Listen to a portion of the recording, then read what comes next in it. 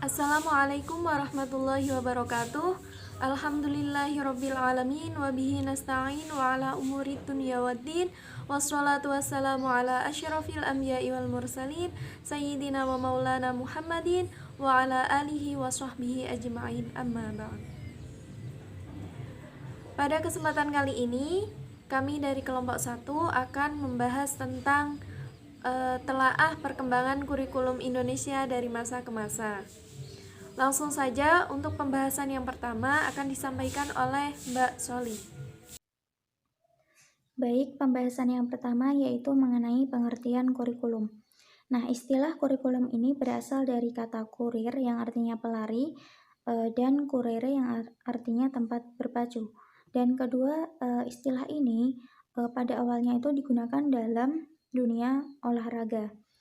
Nah, pada saat itu kurikulum itu diartikan sebagai jarak yang harus ditempuh oleh seorang pelari mulai dari start sampai garis finish untuk memperoleh penghargaan atau medali.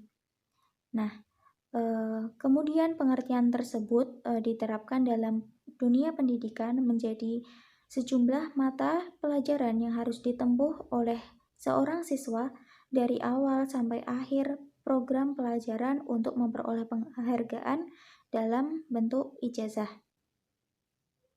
Kemudian pengertian kurikulum menurut Undang-Undang Sisdiknas tahun 2003 Bab 1 Pasal 1 yaitu kurikulum adalah seperangkat rencana dan pengaturan mengenai tujuan, isi, bahan pelajaran, serta cara yang digunakan sebagai pedoman penyelenggaraan kegiatan pembelajaran untuk mencapai tujuan pendidikan tertentu. Untuk pembahasan yang selanjutnya yaitu mengenai perkembangan kurikulum Indonesia dari masa ke masa.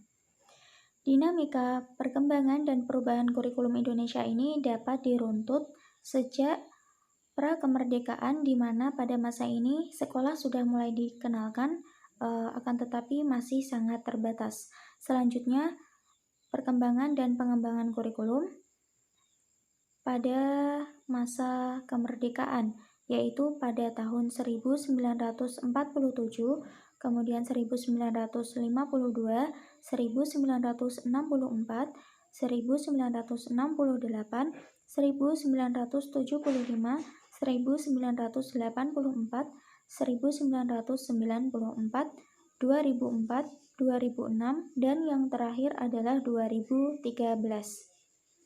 Nah, perubahan tersebut merupakan akibat dari adanya perubahan sistem sosial, politik, budaya, ekonomi, ilmu pengetahuan, dan teknologi yang secara cepat, cermat, dan cerdas harus direspon. Nah, kemudian untuk yang selanjutnya kita akan membahas mengenai kurikulum pendidikan pra-kemerdekaan. Nah, pendidikan pada masa pra-kemerdekaan ini dipengaruhi oleh kolonialisme, di mana kebijakan dan praktik pendidikan dikelola dan dikendalikan oleh penjajah. Tujuannya adalah mendukung dan memperkuat kepentingan kekuasaan penjajah, menjadikan pribumi sebagai abdi penjajah. Untuk memenuhi kebutuhan pegawai dalam pengembangan usaha melalui kerja paksa, penjajah ini membutuhkan pegawai rendahan yang dapat membaca dan menulis. Oleh karena itu, penjajah ini membentuk lembaga-lembaga pendidikan yang hanya diperuntukkan bagi kalangan terbatas, yaitu anak-anak golongan ningrat yang selanjutnya diproyeksikan sebagai pegawai rendahan. Nah, terdapat dua model pendidikan pada masa kolonial ini, yaitu yang pertama, sekolah kelas 2 yang diperuntukkan bagi anak pribumi dengan lama pendidikan 2-3 tahun. Kemudian yang kedua, sekolah kelas 1 yang diperuntukkan bagi anak pegawai pemerintah Hindia Belanda. Lama pendidikannya yaitu 4 tahun, kemudian 5 tahun, dan yang terakhir adalah 7 tahun. Baik, selanjutnya kita akan membahas mengenai kurikulum pendidikan pasca kemerdekaan. Nah, yang pertama yaitu Kurikulum 1947 atau disebut dengan Rencana Pelajaran 1947. Nah, pada saat itu kurikulum pendidikan di Indonesia ini masih dipengaruhi oleh sistem pendidikan kolonial Belanda dan Jepang, sehingga hanya meneruskan yang pernah digunakan sebelumnya. Rencana Pelajaran 1947 ini boleh dikatakan sebagai sistem pendidikan kolonial Belanda. Karena suasana kehidupan berbangsa saat itu masih dalam semangat juang merebut kemerdekaan, maka pendidikan sebagai development conformism lebih menekankan pada pembentukan karakter manusia Indonesia yang merdeka dan berdaulat dan sejajar dengan bangsa lain yang ada di muka bumi ini. Kemudian orientasi Rencana Pelajaran 1947 ini tidak menekankan pada pendidikan pikiran, melainkan yang diutamakan yaitu pendidikan watak, kemudian kesadaran bernegara dan bermasyarakat, dan materi pelajaran yang ada di dalamnya itu dihubungkan dengan kejadian sehari-hari, kemudian perhatian terhadap kesenian dan pendidikan jasmani. Kemudian yang kedua yaitu kurikulum 1952 atau disebut dengan Rencana Pelajaran Terurai 1952. Rencana Pelajaran Terurai ini merupakan respon dan hasil penyesuaian dengan UU nomor 4 tahun 1950 tentang pendidikan dan pengajaran. Ciri yang paling menonjol dari kurikulum 1952 ini adalah setiap rencana pelajaran harus memperhatikan isi pelajaran yang dihubungkan dengan kehidupan sehari-hari. Pada masa ini, kebutuhan peserta didik akan ilmu pengetahuan lebih diperhatikan dan satuan mata pelajaran lebih diperincikan, namun peserta didik masih diposisikan sebagai objek karena guru menjadi subjek sentral dalam mentransfer ilmu pengetahuan. Kemudian yang selanjutnya yaitu kurikulum 1964 atau disebut dengan Rencana Pelajaran 1964. Setelah tahun 1952 menjelang tahun 1964, pemerintah kembali menyempurnakan sistem kurikulum di Indonesia. Nah, kali ini diberi nama Rencana Pendidikan 1964. Pokok-pokok pikiran kurikulum 1964 yang menjadi ciri dari kurikulum ini adalah bahwa pemerintah mempunyai keinginan agar rakyat mendapatkan pengetahuan akademik untuk pembekalan pada jenjang SD, sehingga pembelajaran dipusatkan pada program Pancawardhana yang meliputi pengembangan daya cipta, rasa, karsa, karya, dan moral. Kemudian mata pelajaran diklasifikasikan dalam 5 kelompok bidang studi, yaitu moral, kecerdasan, emosional atau artistik, keprigelan atau keterampilan, dan jasmani. Pendidikan dasar lebih menekankan pada pengetahuan dan kegiatan fungsional praktis. Selanjutnya yaitu kurikulum 1968 atau Rencana Pendidikan 1968. Lahirnya kurikulum ini dipengaruhi oleh sistem politik dari pemerintahan Orde Lama ke Orde Baru. Segi tujuan pendidikan ini adalah diarahkan pada upaya untuk membentuk manusia Pancasila yang sejati, kuat, sehat jasmani, mempertinggi kecerdasan dan keterampilan jasmani, moral, budi pekerti, dan keyakinan beragama. Isi pendidikan diarahkan pada kegiatan mempertinggi kecerdasan dan keterampilan, serta mengembangkan fisik yang sehat dan kuat. Selanjutnya yaitu kurikulum 1975. Kurikulum 1975 ini menekankan pada tujuan agar pendidikan lebih efisien dan efektif.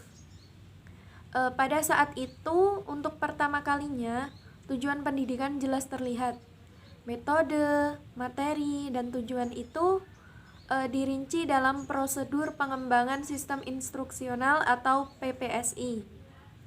Pada kurikulum ini itu hanya fokus pada pelajaran matematika, Pancasila, dan kewarganegaraan. Selanjutnya yaitu kurikulum 1984. Menjelang tahun 1983, itu kurikulum 1975 dirasa tidak sesuai dengan kebutuhan masyarakat pada saat itu, sehingga dibentuk kurikulum yang baru yaitu kurikulum 1984. Ciri khusus dari kurikulum ini yaitu terdapat pada pendekatan pengajarannya yang berpusat pada anak didik melalui cara belajar siswa aktif. Materi pelajarannya pun yang diberikan itu konsepnya spiral. Artinya, semakin tinggi kelas atau jenjangnya itu, maka semakin dalam dan luas pada materi pelajarannya. Selanjutnya yaitu kurikulum 1994 dan suplemen kurikulum 1999. Kurikulum 1994 ini dibuat sebagai penyempurna kurikulum sebelumnya dan dilaksanakan sesuai dengan Undang-Undang Nomor 2 Tahun 1989 tentang Sistem Pendidikan Nasional. Terdapat ciri-ciri yang menonjol pada kurikulum 1994 ini, di antaranya pembagian tahapan pelajaran di sekolah dengan sistem catur bulan. Diharapkan dapat memberi kesempatan bagi siswa untuk dapat menerima materi pelajaran yang cukup banyak. Pembelajarannya pun lebih menekankan pada materi pelajaran yang cukup padat atau berorientasi kepada materi pelajaran atau isi. Selama dilaksanakannya kurikulum ini itu terdapat permasalahan sehingga mendorong kepada pembuat kebijakan itu untuk menyempurnakan kurikulum tersebut. Salah satu upaya untuk menyempurnakan kurikulum 1994 ini yaitu diberlakukannya suplemen kurikulum 1999. Penyempurnaan tersebut dilakukan dengan tetap mempertimbangkan prinsip penyempurnaan kurikulum. Selanjutnya yaitu kurikulum 2004. Kurikulum yang dikembangkan pada tahun 2004 ini diberi nama kurikulum berbasis kompetensi atau biasa disebut KBK. Kurikulum ini merupakan sebuah konsep kurikulum yang menekankan pada pengembangan dan penguasaan kompetensi bagi peserta didik melalui kegiatan dan pengalaman sesuai dengan standar nasional pendidikan, sehingga hasilnya dapat dirasakan peserta didik itu sendiri, orang tua, dan masyarakat. Selanjutnya yaitu kurikulum 2006 atau kurikulum tingkat satuan pendidikan. Kurikulum ini itu berpedoman pada standar kompetensi, kompetensi dasar, standar isi, dan standar kompetensi lulusan yang dipergunakan sebagai acuan pembelajaran di sekolah dengan menekankan pencapaian kemampuan minimal pada setiap tingkatan kelas dan pada akhir satuan pendidikan. Adapun prinsip-prinsip pengembangan KTSP ini menurut Permendiknas Nomor 22 Tahun 2006, yaitu yang pertama berpusat pada potensi, perkembangan serta kebutuhan peserta didik dan lingkungannya. Yang kedua, beragam dan terpadu. Yang ketiga, tanggap terhadap perkembangan ilmu pengetahuan, teknologi, dan seni. Yang keempat, itu memperhatikan relevansi pendidikan dengan kebutuhan hidup dan dunia kerja. Dan yang terakhir yaitu kurikulum 2013. Kurikulum 2013 ini dikatakan sebagai penyempurna kurikulum-kurikulum sebelumnya yang lebih menekankan pada standar isi, standar proses, standar penilaian, dan standar pengelolaan.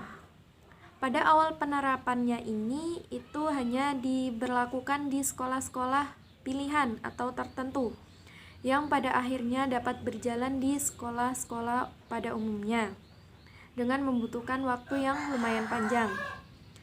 Landasan hukum kurikulum ini itu bisa berjalan dengan lancar itu dengan terbitnya Peraturan Pemerintah Republik Indonesia Nomor 32 Tahun 2013 tentang perubahan atas Peraturan Pemerintah Republik Indonesia Nomor 19 Tahun 2005.